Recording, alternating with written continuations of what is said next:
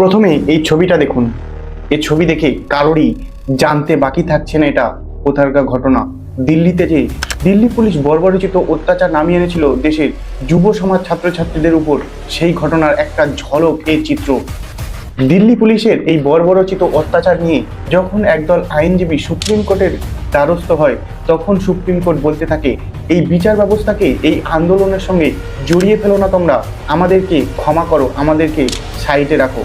এ কথার সাথে সাথে আইনজীবী বলে দিল্লি পুলিশ যে বর্বরচিত অত্যাচার করছে এর বিরুদ্ধে আপনারা একটু জরুরি শুনানি করুন। এই বুধবার আপনারা শুনানি করে দিল্লি পুলিশকে কিছু একটা নির্দেশ দিন।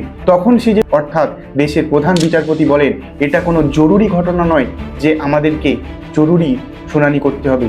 এই ঘটনার পর আইনজীবী বলে দিল্লিতে ছাত্রছাত্রীদের উপর যে অত্যাচার করা হলো, যে ভিডিও নেট মাধ্যমে ভাইরাল হচ্ছে, সেই ভিডিও ক্লিপ আপনি একটু দেখুন। আপনাকে মেল করছে দেশের যুব সমাজ, দেশের গুণমান্য ব্যক্তিরা। তখন তিনি বলেন আমার সময় নষ্ট করো না, এই ফালতু বিষয়ে আমি সময় নষ্ট করতে চাই না।